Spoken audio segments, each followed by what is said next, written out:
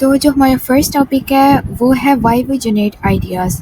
अब हम idea word की बात करें तो जो वर्ड आइडिया है उसके डिफरेंट हमारे पास मतलब हो सकते हैं, डिफरेंट उसके सिनोनिम हो सकते हैं जो कि यूज़ हो सकते हैं, अल्टरनेटिव कह सकते हैं। जैसे आइडिया हमारे पास कोई थॉट हो सकती है, कोई हमारा प्लान हो सकता है, हमारी इंटेंशन हो सकती है, ऑब्जेक्टिव हो सकता है, गोल हो सकता है। आइडिया के डिफरेंट तरह के वर्ड यूज़ हो सकते हैं। तो हम अपनी डेली लाइफ में या प्रोफेशनल लाइफ में आइडिया जनरेट करते ही क्यों है, हमें ज़रूरत क्यों पड़ती है। तो ये कुछ मैंने इधर 6 पॉइंट लिखे हुए हैं। इसके अलावा भी काफ़ी मेथड ऑब्जेक्टिव हो सकते हैं कि हम आइडिया को जनरेट करते हैं। पहला है कि हमने कोई प्रॉब्लम सॉल्व करनी है, मुझे कोई मसला आ गया, मैंने वो सॉल्व करना है। तो ऑब्वियसली मुझे मसला आया, ये तो नहीं मैं एकदम से उसे सॉल्व करना शुरू कर दूँगी। मैं पहले सोचूँगी कि कैसे सॉल्व हो सकता है, कोई आइडिया जनरेट करूँगी और फिर मैं उसको सॉल्व करूँगी। इसके अलावा ड्राइव इनोवेशन, मैंने कोई न्यू चीज़ बनानी है, कोई न्यू प्रोडक्ट सर्विसेज। अब जिस तरह हमारे पास गूगल है, माइक्रोसॉफ्ट है, बड़ी बड़ी कंपनीज है, वो किस तरह इनोवेशन ब्रिंग करती हैं। न्यू प्रोडक्ट सर्विस ऑब्वियसली वो इसी तरह बनाती हैं। बैक एंड पे कोई काफ़ी डिज़ाइनर बैठे होते हैं, कुछ आइडिया जनरेशन के लिए बैठे होते हैं जो न्यू न्यू आइडिया जनरेट करते हैं, फिर उसके ऊपर काम करते हैं और इनोवेशन ब्रिंग करते हैं।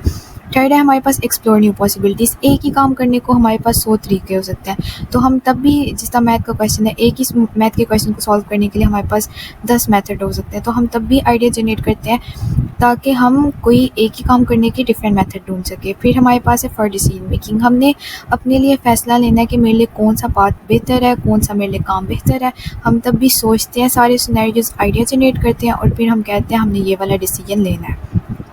फिर है adopt to changes. Adopt to changes में बेसिकली हमारे पास ये आ जाता है कि हम हमेशा अपने फ्यूचर के बारे में जब सोचते हैं तो हम हमेशा आइडिया जनरेट करते हैं। तो ये सोचते हैं कि अच्छा मेरे साथ सबसे अच्छा हो गया, ऑप्टिमिस्टिक सिनेरियो है, तो फिर मैंने आइडिया क्या जनरेट करना है मेरे साथ, मैंने फिर क्या करना है। अगर मेरे साथ सबसे बुरा हो गया, पेसिमिस्टिक सिनेरियोज हो गया, फिर मैंने क्या करना है। और मेरे साथ अगर नॉर्मल फ्यूचर में हुआ मोस्ट लाइकली सिनेरियो, तो मैंने तब क्या करना है। तो ये क्या है, हम डिफरेंट जो चेंजेस होते हैं फ्यूचर में उनके अकॉर्डिंग हम आइडिया जनरेट करते हैं।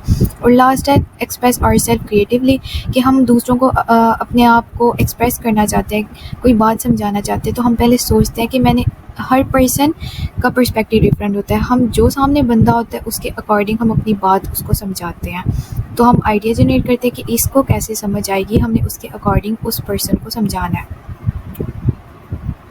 नेक्स्ट हमारा टॉपिक है idea generation techniques. Idea generate करने के हमारे पास काफ़ी ज़्यादा टेक्निक्स हैं इधर हमारे पास, और हर एक टेक्निक एक डिफरेंट, थोड़ा यूनिक पर्सपेक्टिव हमें ऑफर करती है।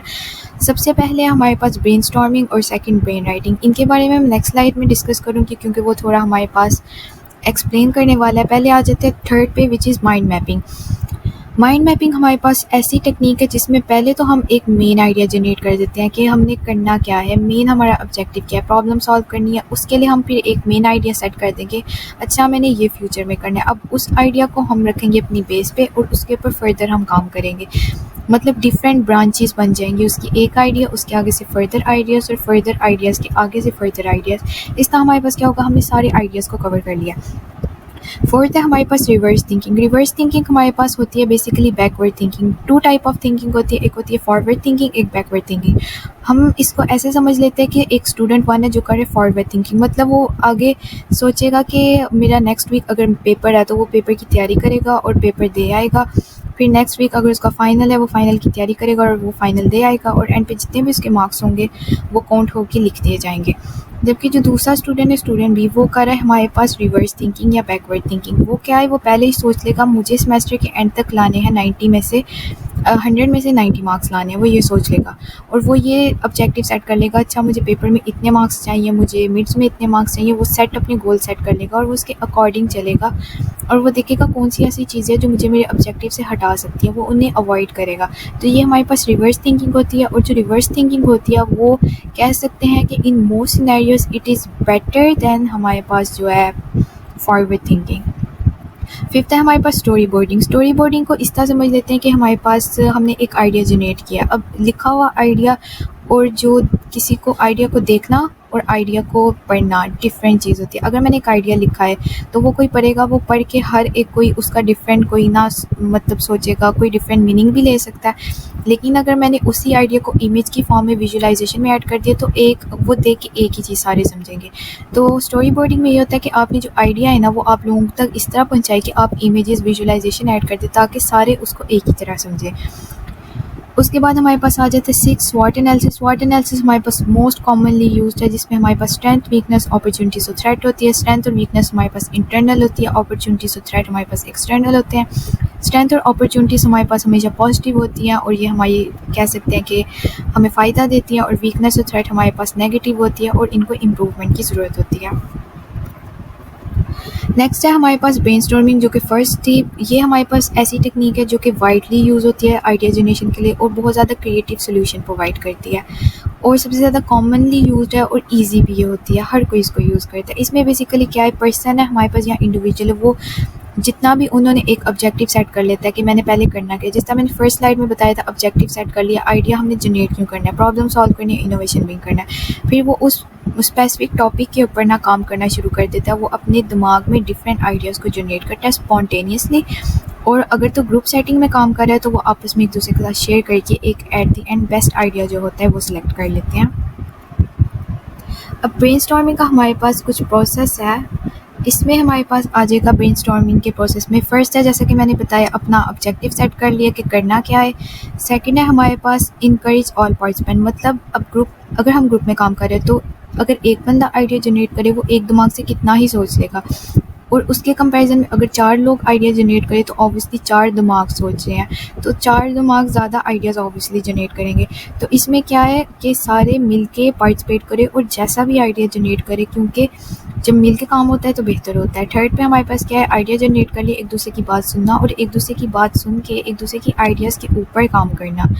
और लास्ट है जब आइडियाज़ हमारे पास एंड पे एक आइडिया फाइनल सेलेक्ट हो जाए, उसको फिर हम रिफ़ाइन करते हैं, एवेलुएट करते हैं, बेहतर करते हैं और हमारा आइडिया जो है वो फाइनल हो जाता है। अब इस ब्रेनस्टॉर्मिंग के अंदर हमारे पास कुछ प्रॉब्लम्स थी।